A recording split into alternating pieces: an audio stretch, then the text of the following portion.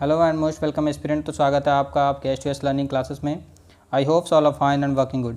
तो dear aspirant, top 10 GK की series चल रही है जो कि आपके सारे आने वाले एग्जाम के लिए वेरी वेरी इंपॉर्टेंट क्वेश्चन हैं। ये सारे क्वेश्चन लूसेंट से लिए गए हैं या फिर प्रीवियस ईयर के कॉम्बिनेशन है। तो चलिए शुरू करते हैं आज का पहला क्वेश्चन। पहला क्वेश्चन है, who was the founder of the Sikhism. Sikhism के फाउंडर कौन थे? तो दोस्तों पहला ऑप्शन दिया है गुरु अंगद देव। नहीं, गुरु अंगद देव नहीं थे। गुरु अंगद देव किस लिए जाने जाते हैं? इन्होंने गुरुमुखी स्क्रिप्ट को इन्वेंट किया था, इसके लिए जाने जाते हैं। किसकी? Gurmukhi script. Okay, Gurmukhi script के लिए जाने जाते हैं। और गुरु रामदास किस लिए जाने जाते हैं? तो गुरु रामदास जाने जाते हैं क्योंकि इनको अकबर ने लैंड दिया था अमृतसर शहर बसाने के लिए। ठीक है, अमृतसर के लिए जाने जाते हैं गुरु रामदास, अमृतसर। उसके बाद ऑप्शन दिया गुरु अर्जन देव।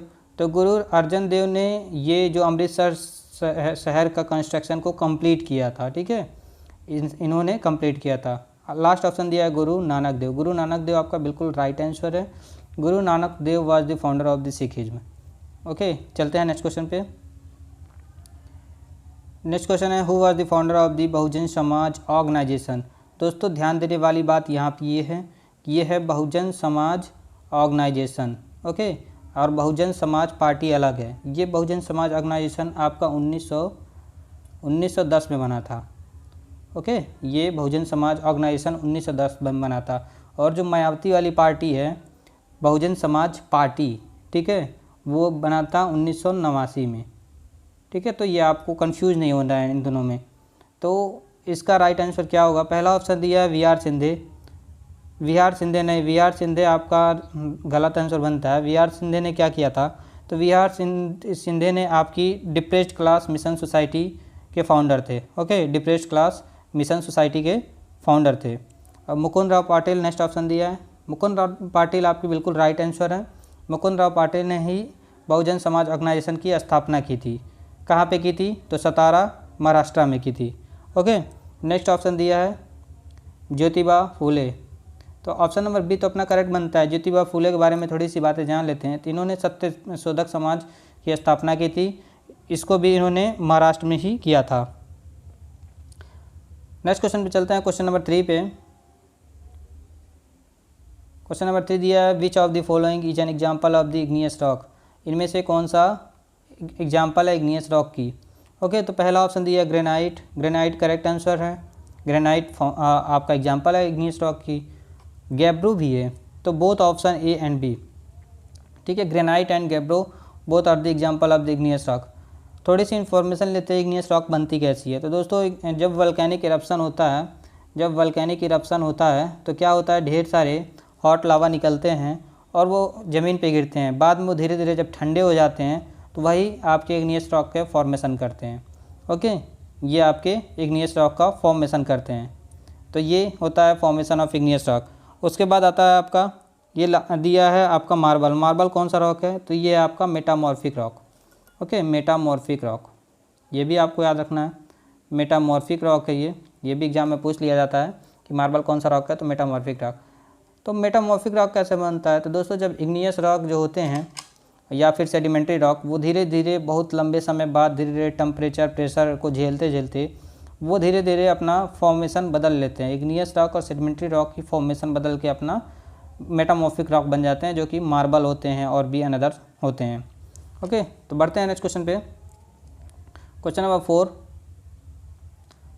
4 में दिया गया है, on which river Hirakud river project is located. तो कौन से नदी पे हीराकुंड रिवर प्रोजेक्ट है? तो पहला ऑप्शन दिया है Mahanadi river. Yes, Mahanadi is the right answer. Mahanadi river पे हीराकुंड रिवर प्रोजेक्ट है। और ये महानदी रिवर कहाँ है? तो ये है आपका उड़ीसा में। ओके, उड़ीसा में है, आपको याद रखना है, उड़ीसा में है। इसके बाद दिया है अगला ऑप्शन रिहंद दिया है। तो रिहंद रिवर पे आपका रिहंद रिवर वैली प्रोजेक्ट है, तो वो आपको याद रखना है। दामोदर नदी पे, तो दामोदर नदी पे आपका कौन सा प्रोजेक्ट है? दामोदर वैली प्रोजेक्ट है। ओके, तो ये आपको याद रखना है। इसके बाद सतलज नदी पे आपको कौन सा प्रोजेक्ट है? तो इस पे जो प्रोजेक्ट है वो बहुत इंपॉर्टेंट है आपके लिए, आपको याद ही रखना है इसको। इसका नाम है Bhakra Nangal project. Bhakra Nangal project. Okay, Nangal project. तो ये आपको याद रखना है, भाखड़ा नागल प्रोजेक्ट को, सतलज नदी पे है। नेक्स्ट क्वेश्चन पे चलते हैं। Question number 5, study of causative agent of disease. ठीक है, कॉजिटिव एजेंट ऑफ डिजीज की स्टडी क्या कहते हैं? तो ऑप्शन देखते हैं। पहला ऑप्शन दिया है एंटोमोलॉजी। एंटोमोलॉजी आपका गलत आंसर बनता है, एंटोमोलॉजी आपका नहीं होगा। एंटोमोलॉजी जो होता है इसे स्टडी ऑफ इंसेक्ट कहते हैं, स्टडी ऑफ इंसेक्ट होता है, इंसेक्ट के बारे में स्टडी करते हैं एंटोमोलॉजी में। ये भी इंपॉर्टेंट है बहुत आपके लिए, एंटोमोलॉजी के बारे में जानना आपका। तो स्टडी ऑफ इंसेक्ट आपका एंटोमोलॉजी हो जाता है। उसके बाद दिया एथोलॉजी। तो एथोलॉजी क्या होता है? तो दोस्तों एथोलॉजी क्या होता है, जो ये स्टडी होता है किसी भी एनिमल्स का उसके नेचुरल हैबिटेट में कैसे वो रह रहा है, मतलब उनका बिहेवियर देखना कि वो अपने नेचुरल हैबिटेट में कैसे रहते हैं, तो वो होता है एथोलॉजी। उसके बाद दिया है इटियोलॉजी। तो इटियोलॉजी आपका राइट आंसर बनता है। इटियोलॉजी होता है आपका study of causative agent disease. Okay, देखिए study of causative agent of disease क्या होता है? इटियोलॉजी। तो ऑप्शन नंबर सी करेक्ट बनता है। नेक्स्ट क्वेश्चन पे चलते हैं। What is the capacity of the heart to pump the blood in per minute. तो क्या होता है कैपेसिटी? तो ये होता है आपका 2 लीटर पर मिनट। हर 1 मिनट में 2 लीटर ब्लड पंप कर सकता है आपका जो हार्ट होता है। ओके, तो ये आपको याद रखना है, डाटा बेस्ड क्वेश्चन है, पूछे जाते हैं अक्सर एग्जाम में। इसके बाद पॉलिटिकल से एक और क्वेश्चन आता है पॉलिटिक्स से। Which of the following is not a basic feature of the Indian constitution. तो इंडियन कॉन्स्टिट्यूशन का कौन सा इसमें से बेसिक फीचर नहीं है? तो पहला ऑप्शन दिया प्रेसिडेंशियल गवर्नमेंट। यस, भारत का तो प्रेसिडेंशियल गवर्नमेंट कोई बेसिक फीचर नहीं है, तो ये तो पहले ही अपना पहला ऑप्शन करेक्ट बनता है। ये आपका पहला ऑप्शन करेक्ट बनता है। हमारे भारत में प्रेसिडेंशियल गवर्नमेंट नहीं होता है। ओके, बाकी ऑप्शन सेकंड दिया पार्लियामेंट्री गवर्नमेंट। यस, अपने यहाँ पार्लियामेंट है। और दिया है तीसरा option federal government. Yes, federal government है अपने वहाँ। फेडरल गवर्नमेंट का मतलब ये है कि 3 ब्रांचेज में गवर्नमेंट बटा होगा। कहने का मतलब जो पावर जो होते हैं वो 3 पार्ट में, मतलब गवर्नमेंट समझ लीजिए 3 पार्ट में कंसिस्ट करता है। एक तो लेजिस्लेटिव, एग्जीक्यूटिव एंड जुडिशरी, 3 भागों में पावर बटे होते हैं। तो ये होते हैं फेडरल गवर्नमेंट की विशेषता। पार्लियामेंट्री गवर्नमेंट जैसे अपने वहाँ पार्लियामेंट्री गवर्नमेंट है, और इंडिपेंडेंस ऑफ जुडिशरी ये तो है ही, अपने वहाँ की जो कोर्ट होती है वो किसी के भी दबाव में काम नहीं करती है। ओके, नेक्स्ट क्वेश्चन पे चलते हैं। Pressure is defined as. तो pressure is defined as force per unit area. Okay, force per unit होता है आपका प्रेशर, तो ये आपको याद रखना है। और पास्कल भी आपकी यूनिट होती है प्रेशर की, तो ये आपको याद रखना है। फोर्स पर यूनिट का एरिया क्या हो जाएगा? न्यूटन पर मीटर स्क्वायर। ओके, न्यूटन पर मीटर स्क्वायर। क्वेश्चन नंबर 9 पे आते हैं। क्वेश्चन 9 में दिया है which is the second most abundant metal in the earth crust. तो अर्थ क्रस्ट में सेकेंड मोस्ट, ठीक है, सेकेंड पूछा है, सेकेंड मोस्ट अबंडेंट मेटल कौन सा है? तो पहला ऑप्शन दिया आयरन। नहीं, yes, iron is the right answer. Iron आपका सेकेंड मोस्ट अबंडेंट मेटल है। और पहले नंबर पे पूछे तो पहले नंबर पे एल्युमिनियम है। तो अपने अर्थ क्रस्ट में पहले नंबर पे एल्युमिनियम सबसे ज़्यादा मात्रा में है, दूसरे नंबर पे आयरन है। ओके, तो ये मिलता है। क्वेश्चन नंबर 10 पे चलते हैं। क्वेश्चन नंबर 10 हमेशा की तरह हमेशा कंप्यूटर का लास्ट क्वेश्चन। ओके, हमारे सीरीज़ में आखिरी क्वेश्चन हमेशा कंप्यूटर का होता है, तो इसे भी देखते हैं।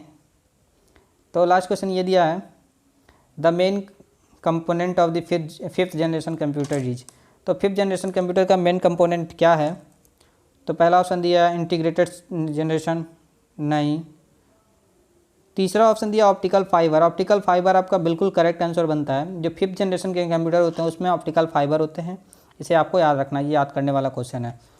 तो दोस्तों उम्मीद है आपको वीडियो पसंद आई होगी। वीडियो पसंद आई हो तो वीडियो को लाइक कीजिए और चैनल को सब्सक्राइब कीजिए। बाकी दोस्तों अगर आपको डिटेल में हिस्ट्री की पढ़नी है तो हिस्ट्री की डिटेल में मैं आपको यूट्यूब पे पढ़ा रहा हूँ। ओके, डिटेल में चल रहा है, हड़प्पा सिविलाइजेशन चल रहा है, फिर वैदिक काल, फिर धीरे धीरे मिडवल हिस्ट्री, फिर मॉडर्न हिस्ट्री, पूरी हम बात करेंगे, पूरी इतिहास को डिटेल में बात करेंगे। ओके, साथ ही साथ अगर आप लेखपाल के स्टूडेंट हैं तो लेखपाल की मैथ की भी सीरीज़ चल रही है। बाकी तो हमारा टॉप 10 जीएस जीके की सीरीज़ चलती ही है, जिसमें आपकी सारी जीएस रिवाइज होती है बस 10 मिनट में। तो फिर मिलते हैं दोस्तों, फिर अगले नेक्स्ट वीडियो में फिर मिलते हैं। Thank you for watching. Please subscribe my channel.